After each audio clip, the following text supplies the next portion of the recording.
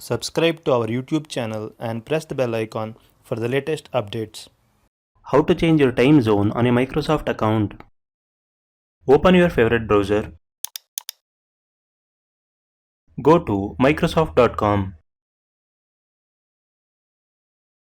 Click on the Sign In button at the top right corner of the page. Enter your username or email address. Click Next. Enter your password. Click Sign In. You are signed into your Microsoft account.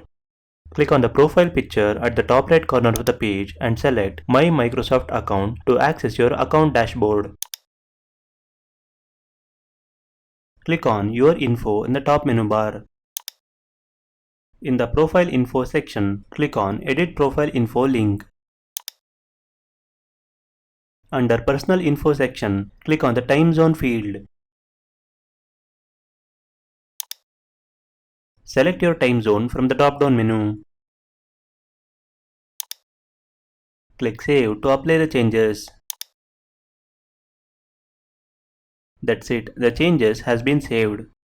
This is how you can change your time zone on a Microsoft account. Thank you for watching.